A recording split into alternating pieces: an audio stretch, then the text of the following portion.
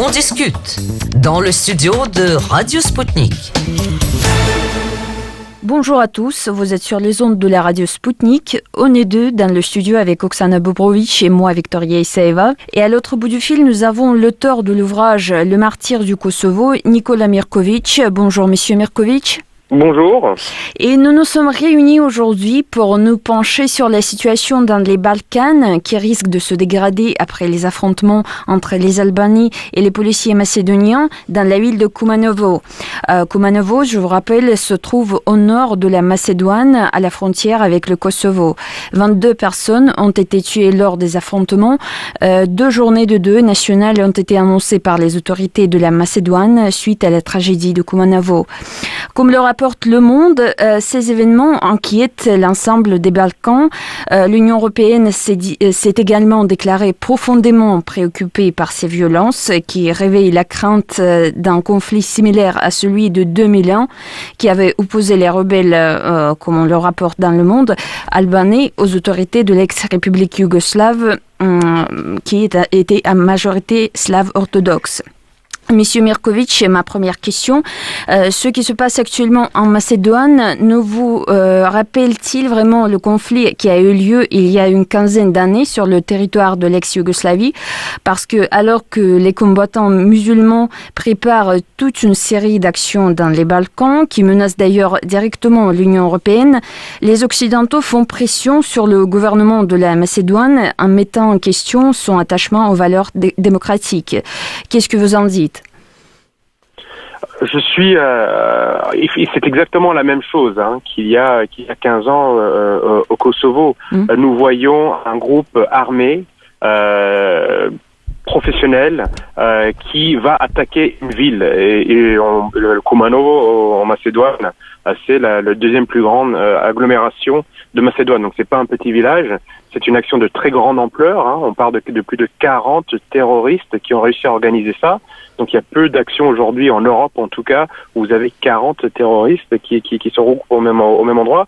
Et c'est exactement ce que la population du sud de la Serbie a vécu dans la fin des années 90 avec donc ces attaques terroristes qui visaient les institutions de l'État établi, de l'État de Serbie. C'est extrêmement préoccupant de par son ampleur, de par la violence, plus de 22 morts, dont 8 policiers. Et on sait très bien qu'une fois que vous enclenchez ce genre de démarche terroriste, vous pouvez très rapidement rentrer dans une spirale extrêmement violente. Et on sait que dans les Balkans, c'est historique, on sait malheureusement quand ça commence, on ne sait pas quand ça se termine. Et il est normal que l'ensemble des institutions européennes et mondiales s'inquiètent. Il y a quand même un élément qui est qu'il faut prendre en compte, c'est que la Macédoine était en ébullition déjà avant ces attentats pour des raisons politiques. Et la Macédoine est en ébullition parce qu'il y a énormément de manifestations qui n'ont rien à voir avec cet attentat terroriste. Et donc du coup, on peut pas s'empêcher de dire aujourd'hui que la Macédoine est dans une situation extrêmement difficile. Ce matin, 3 ministres ont été limogés en lien avec les scandales qui éclaboussent le gouvernement actuel de Nikola Gruevski et du président George Ivanov, et qu'en même temps, il y a cet attentat. Donc du coup, la Macédoine, tout d'un coup, que beaucoup de personnes ne savaient même pas où ça se trouvait il y a encore quelques jours, devient un peu un centre de focalisation au niveau de la géopolitique internationale. Ah oui, merci. C'est préoccupant. Merci beaucoup.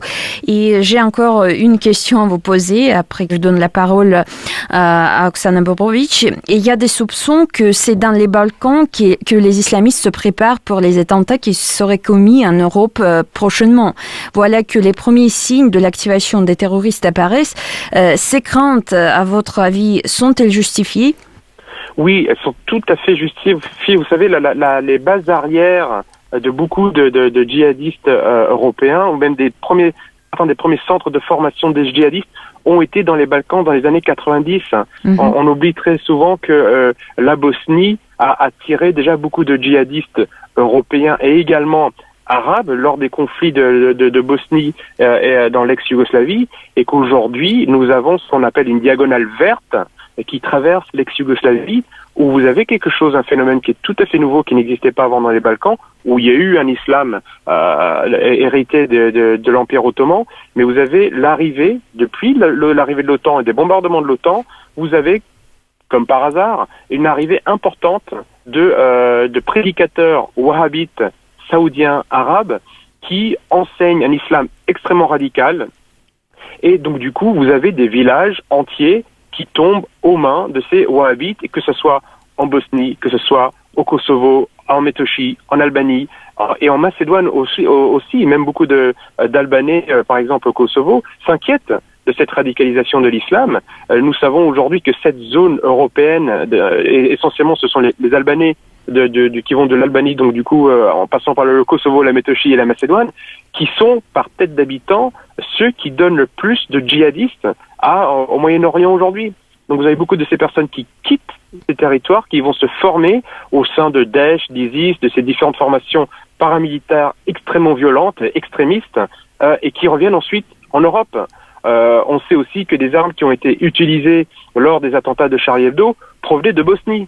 Donc il y a ces foyers très importants, et c'est une réalité, hein, et je vous dis, ça c'est la partie visible de l'iceberg, c'est la partie violente, mais aussi toute la partie de formation, de prédication, de construction de mosquées. Depuis l'arrivée de l'OTAN en 99 au Kosovo, 150 églises orthodoxes chrétiennes ont été détruites, des églises que même les Ottomans n'avaient pas touchées, alors qu'en même temps, depuis 1999, plus de 400 mosquées ont été construites essentiellement avec de l'argent saoudien.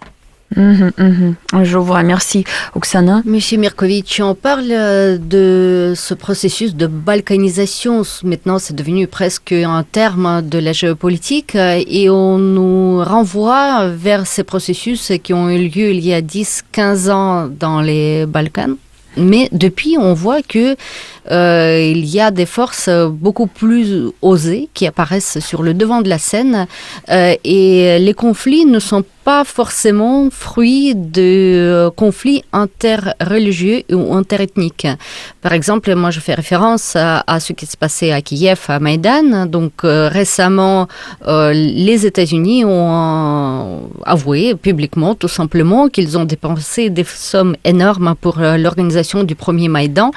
Dans les situations, dans l'actualité de Macédoine aujourd'hui, est-ce qu'il y a juste la trace djihadiste et l'argent, par la même occasion, de pétrodollars, ou est-ce qu'on peut soupçonner d'autres forces qui rentrent en scène politique? Vous avez tout à fait raison. Et on oublie un acteur qui est souvent paraît invisible, mais qui est omniprésent dans les Balkans depuis les bombardements de l'OTAN, qui est l'arrivée de très hauts fonctionnaires issus de l'Union européenne, de l'OTAN, des États-Unis, qui sont officiellement arrivés pour montrer à ces pays balkaniques un peu arriérés comment créer une démocratie, comment vivre en paix les uns avec les autres. Et ces personnes sont influentes dans toutes les strates de la hiérarchie politique. Il faut savoir que certaines décisions sont prises au Kosovo aujourd'hui, ou en Macédoine ce matin. La décision qui a été prise en Macédoine, avant de l'annoncer, le président macédonien et le Premier ministre se sont rendus au chevet pas au chevet, mais à l'ambassade des États-Unis. Et donc, du coup, il y a une influence américaine atlantique extrêmement importante. Et au niveau politique et au niveau économique. Parce que du coup, il y a énormément d'investissements dans ces régions qui sont faites par des entreprises américaines et ou turques aussi, qui sont l'allié des Américains au sein de l'OTAN. Ces forces, aujourd'hui, personne n'ose en parler. Parfois, on peut avoir une vision simpliste en disant que c'est juste une résurgence de cette rêve d'Albanais qui veulent construire une grande Albanie, et une résurgence des guerres des années 90. Mais ça serait trop simple. Et je suis tout à fait d'accord avec vous pour dire que je pense qu'il faut regarder d'autres effets, d'autres facteurs. Ça n'est pas un hasard si tout d'un coup la Macédoine est sous le feu des projecteurs. Il faut savoir que le président Ivanov, quand il a été élu le lendemain matin de son élection, la première chose qu'il a faite, c'est qu'il est allé à Bruxelles pour rencontrer les responsables de l'Union européenne et de l'OTAN, et qu'il a voulu rentrer tout de suite la Macédoine, l'ex-république yougoslave de Macédoine, dans l'Union européenne et l'OTAN. Il y a eu, pendant ces 5-10 dernières années, des affaires de corruption, il y a eu tout cela, mais personne n'a rien dit parce que la Macédoine était un bon élève atlantique. Comme par hasard, on voit ces démonstrations de rue, on voit cet acharnement à faire tomber le gouvernement, on voit cet énorme attentat terroriste à un moment bien précis où la Russie, par l'intermédiaire de la construction de Turkish Stream, donc du coup d'approvisionnement de gaz à la Turquie, aurait la possibilité de réapprovisionner l'Europe en gaz, en passant donc du coup par la Turquie, puis la Grèce, et pour accéder au nord de l'Europe, il faut passer par la Macédoine. Et il faut savoir que c'est un projet géostratégique majeur, c'est important l'approvisionnement de gaz pour l'Europe. Il y avait un projet précédent qui s'appelait South Stream, où les Américains et l'Union européenne ont tout fait pour que ce projet pétrolier gazé ne marche pas. Et aujourd'hui, le seul État par lequel doit passer le nouveau projet, c'est la Macédoine. Et on sait que de nouveau, et l'Union européenne et les États-Unis sont contre. Et l'ambassadeur américain à Istanbul a déclaré récemment qu'il fallait à tout prix que la Turquie ne rentre pas dans ce projet. Pourquoi ? Parce qu'ils ne veulent pas que l'Europe achète son gaz à la Russie. Et ça, c'est un fait avéré. Et ce sont ces forces-là qui sont importantes, je vous dis, dans tous les pays des Balkans, qu'il faut aussi analyser et qui ont certainement leur part de responsabilité dans les derniers événements. Justement, si on reste dans ce projet de gazoduc, la Macédoine et la Russie ne sont pas sur le même pied d'égalité, je veux dire, au point de vue de poids économique. Est-ce que vous pensez que justement le rapprochement entre la Russie et la Turquie ne peuvent déséquilibrer, enfin ça a provoqué ce que vous avez dit déjà, la situation actuelle, mais est-ce que ça ne peut pas pousser toute la situation vers je mets entre parenthèses et avec beaucoup de précautions le mot de russification de la région, c'est-à-dire que l'aide ou le soutien de la Russie à la Turquie et à d'autres pays qui sont considérés comme frères dans cette opposition aux États-Unis et aux pressions européennes, est-ce que ça ne peut pas les aider aussi quelque part ? Mais bien sûr, vous savez, regardez d'abord quelle est la situation. On dit on juge un arbre à son fruit. Regardez la situation des Balkans aujourd'hui, après plus de 15 ans de présence de tous ces hauts fonctionnaires européens, américains, des bombardements. C'est une des régions les plus pauvres d'Europe. C'est les volontés démocratiques sont des leurres, ce sont des mensonges. Ça ne marche pas. Il y a de la corruption dans tous les pays. Il faut chercher. Ça ne marche pas, et donc il faut chercher un autre modèle. Vous parlez de russification de la région. Je ne suis pas d'accord avec ce terme. Je sais que vous avez ensuite rappelé qu'il y a des liens fraternels et naturels entre les Slaves, et ce qui est tout à fait logique, qui partagent pas forcément on va dire, l'origine de la langue slave, qui sont pour beaucoup de personnes qui sont orthodoxes. Donc il y a des rapprochements naturels, comme la France peut l'avoir dans le monde francophone ou avec les pays italiens, espagnols, et qui sont au sein de l'Europe et qui sont une richesse.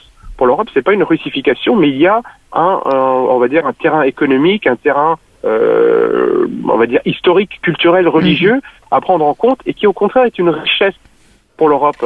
Et je ne suis pas du tout dans une opposition Europe de l'Est, Europe de l'Ouest. Je pense que l'Europe est un tout. J'aime bien reprendre cette expression du général de Gaulle de l'Europe qui va de Brest à Vladivostok, et que au contraire, c'est tout à fait riche, c'est tout à fait bien que l'Europe puisse acheter son gaz à une puissance européenne, et que la relation privilégiée que la Russie a avec les pays des Balkans, notamment les pays orthodoxes et slaves, est une force pour l'Europe. Et bien évidemment, Washington a peur de ça. Washington veut casser cela, et malheureusement, Washington est prêt à aller jusqu'à la guerre.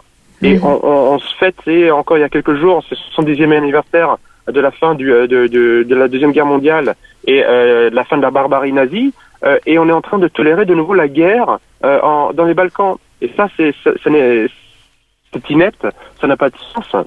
Et il faut au contraire promouvoir les discussions, les dialogues et les relations économiques entre tous les pays européens, et la Russie comprise. Je pense que c'est pour ça que j'ai mis 3 fois entre les guillemets le mot russification, c'est parce que je sous-entends surtout pas l'invasion ou une pression quelconque, mais c'est juste pour délimiter.